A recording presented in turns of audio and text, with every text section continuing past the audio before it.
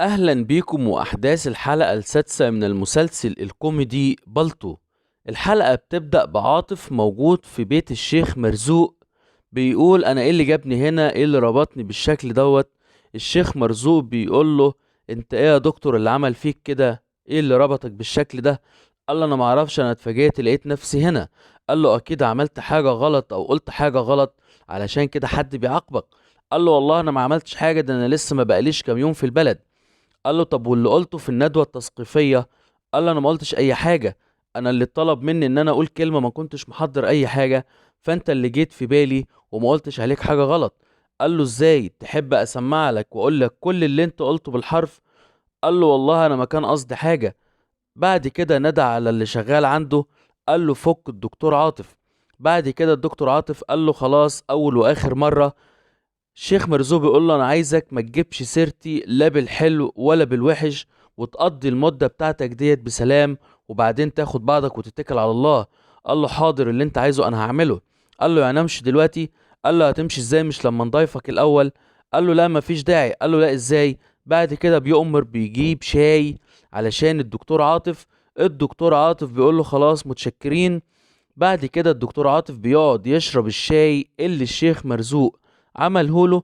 بنتفاجئ ان الدكتور عاطف بيبقى مش في وعيه وزي ما يكون مسطول او مش واعي. الشيخ مرزوق بيقول له انت منين؟ قال له انا من القاهرة. قال له انت عايز تعرف بقى ايه اللي انا عملته في الحريقة؟ قال له اه. قال له وعد مني لما تخلص مدتك هنا وقبل ما تمشي بيوم واحد هقول لك على كل اسراري، واللي انت عايزه كله هقوله لك. بعد كده قال له دلوقتي تقدر تتفضل. بيخرجوا بره البيت، وبيبقى الدكتور عاطف مش قادر يمشي ومش قادر يصلب طوله خالص. بعد كده بيقفل الباب. اللي شغال معاه بيقول له انت كده بوظته خالص، مش هيكون فايق النهارده تماما. قال له احسن علشان يتعلم الادب. بعد كده بنتفاجئ بكادر الدكتور عاطف بيتكلم مع حد ما بنبقاش شايفينه. بيقول له انا عايز اروح الوحدة الصحية ومش عارف اروح لها ازاي. قال له دي قريبة خالص، تعالى وانا اوريك. بتيجي الصورة بنلاقي الدكتور عاطف بيتكلم مع حمار، وبيتهياله ان هو بني ادم بيتكلم معاه. بعد كده بيركب على ظهر الحمار وبيمشي بيه، بيوديه لغاية الوحدة الصحية. قال له ايوه تمام، لغاية هنا كده زي الفل. قال له ابقى عدى عليا بقى في المكتب اشرب معايا القهوة. الدكتور عاطف بيدخل الوحدة الصحية بيلاقي زبون مستنيه. بيقولوا له انت كنت فين يا دكتور؟ قال لهم انتوا مولعين الانوار ليه؟ قال له ابويا واقع من طوله ولازم تشوفه. قال له هو فين؟ قال له في البيت. قال له طيب ثواني هجيب حاجات مهمة من فوق وانزل. الدكتور عاطف بينزل من فوق، بيبقى لابس البلطو الابيض بتاعه، ما بيبقاش متظبط زرار فوق وزرار تحت، والبلطو مش متظبط عليه خالص. بيبقى مش في وعيه. الدكتور بيجيب الشنطة وبيمشي معاه، بيركب الموتوسيكل وراه. بينزل بيدخل عند ابوه بيقول له مالك يا عم الحاج؟ بعد كده بيقول لهم اعملوا لي ليمون علشان الدنيا تبقى تمام. بنتفاجئ بعد كده الصورة بتيجي على الدكتور والمريض، بيكون مبهدل وشه تماما. ابن المريض بيتعصب عليه وبيرميه بره البيت. بعد كده الدكتور عاطف ما بيبقاش عارف يروح فين، بيتصل مع عبد البديع على التليفون وبيقفل معاه الخط. تاني يوم في الوحدة الصحية عبد البديع بيجي بيقول الدكتور عاطف فين، كلمني مكالمة مريبة امبارح، بصيت عليه في السكن ما لقيتوش. بعد كده بتيجي الصورة على الدكتور عاطف وهو نايم في زريبة مع البهايم، وبيبقى قايم من النوم التبن على هدومه كلها ومتبهدل اخر بهدله. بياخد بعضه بيروح على الوحده الصحيه. عبد البديع بيقول له ايه يا دكتور اللي عمل فيك كده؟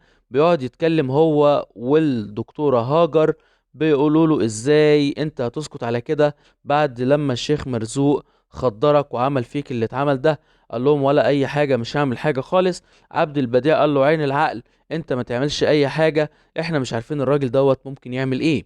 بعد كده قال الدكتورة هاجر انا هقوم علشان اكشف على المرضى. قالت له استنى ممكن يكون في اعراض للمفعول، الحبوب لسه ما انتهتش. قال لها اعراض ايه؟ قالت له ممكن تبقى عاطفي. قال لها عاطفي ايه؟ ده شكل واحد عاطفي. بيقوم بيكشف على مريضة بتقول له ان انا زوري وجعني وودني وجعاني، بيبقى مندمج معاها في الكلام خالص وبيعيط وصعبان عليه من اللي هو بيسمعه منها. بعد كده الممرضة بتقول له يا دكتور ايه اللي انت بتعمله دوت؟ وبتخرج الممرضة بيكشف على مريض تاني بيقيس له الضغط. المريض بيقول له طب اكشف لي هنا كمان. قال له يا عم ما الدراعين زي بعض، ايه اللي انت بتقوله ده؟ يوم القبض عبد البديع بيروح يقبض، بيكون الدكتور واقف بيقول له لا مؤاخذة يا دكتور كان المفروض تدخل الاول. قال له لا ولا يهمك يا سيدي.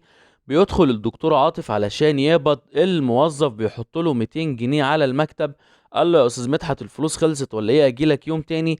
قال له لا ما خلصتش ولا حاجة، هو دوت المرتب بتاعك. قال له ايه ده 200 جنيه بس؟ قال له ايوه، انت ايام عندك مخصومة جزاءات، طبعا علشان الجزاءات ديت فتخصم منك الكادر بالكامل. طبعا الدكتور عاطف ما بيبقاش عاجبه الوضع دوت، وبيقول ايه دي صدقة ديت ولا مرتب، وبيمشي وما بيبقاش عاجبه. الدكتور عاطف وهو نازل بيلاقي ممرضة بتعيط، بيقول لها خير في ايه؟ بتقول له ام تعبانة عايزة اوديها معهد ناصر، ومس كوثر مش عايزة تديني اي يوم اجازة. قال لها خلاص ما تحمليش هم، انا هشوف لك الموضوع دوت. بعد كده بتقول له ربنا يخليك يا دكتور. بيروح يتكلم مع مس كوثر، بيقول لها الممرضة عايزة اجازة عشان خاطر. قالت له مين؟ قال لها نجلاء.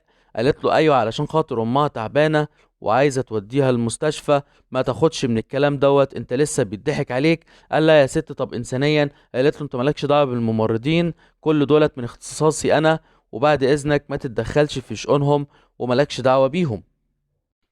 الدكتور عاطف في عيادته بيتكلم مع الدكتوره هاجر والميس حلميه عن اللي بتعمله كوثر مع الممرضات، بيقولوا ان هي بتعاملهم وحش. الدكتوره هاجر بتقول له هي لازم تعمل كده علشان تقدر تمشي النظام، هي ست عمليه وما بتخافش غير على الشغل. حلميه بتقول لها لا دي ست قرشانه، انت يا دكتور اديها يومين جزا علشان تتظبط وتتعدل. وهم بيتكلموا مس كوثر بتكون سامعه كل الكلام اللي هم بيقولوه. بعد كده بتخبط عليهم وبتدخل، بتقول له يا دكتور الورق دوت انا عايزاك تمضيه وهعدي عليك بكره علشان اخده. بعد كده بتقول للممرضة انت في زميلة ليكي عندها ظروف، انت هتشيلي شغلها لغاية لما ترجع. الكل بيكون متفاجئ ومستغرب من الطريقة اللي هي بقت بتتكلم بيها والروح الإنسانية اللي هي بقت تتكلم بيها.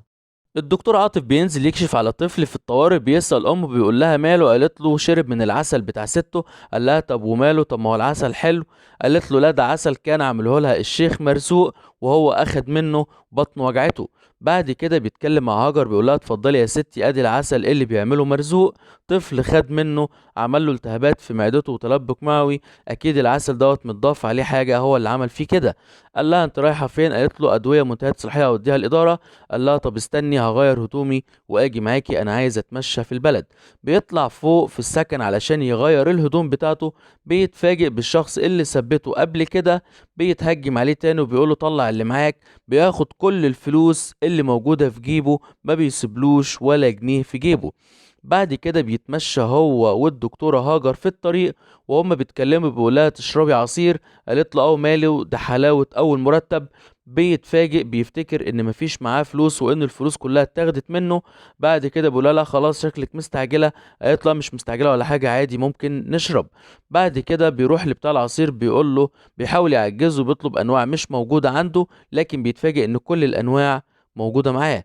بعد كده بيديله العصير. بنتفاجئ ان الدكتورة بتقول له يا سيدي طب انت مادام ما معكش فلوس ليه اجبرتنا ان احنا نجيب العصير دوت؟ ما كنت قلت من الاول ان مفيش معاك فلوس. وهم ماشيين بيعدوا على البيت بتاع مرزوق، بيلاقوا ناس كتيرة موجودة قدام البيت، عايز يقابل شخص كان بيكشف عنده. بعد كده بيدخل، قالت له اهو دخل اتفضل ادخل له. قال لا لا خلاص مش حابه. وهم واقفين بيتكلموا عيل صغير بيقول له انت عايز تشوف الشيخ مرزوق وهو بيكشف؟ قال له ايوه. بيديله كوبايه العصير وبيروح بيبص على الدكتور، بيبص على الشيخ مرزوق من الشباك وهو بيكشف. بيتفاجئ انه بيقول له كل المعلومات اللي كان المريض قالها للدكتور من غير اصلا المريض ما يقول له اي حاجه. بيقول لها انا عايز اعرف يا دكتور هاجر هو بيعرف الحاجات ديت كلها ازاي. وهم قاعدين بيبصوا على مرزوق، الواد اللي جابهم بياخد اللابتوب بتاع الدكتورة هاجر وبيمشي. بعد كده بتتفاجئ بتقول يا خبر ابيض اللاب مش موجود. بيقعدوا يجروا علشان يشوفوا اللاب راح فين. وبتخلص احداث الحلقة على كده. ما تنساش تشترك في القناة وتفعل الجرس علشان يوصلك باقي الحلقات، ونشوف بكرة إن شاء الله إيه اللي هيحصل. شكرا لكم جميعا، والسلام عليكم ورحمة الله وبركاته.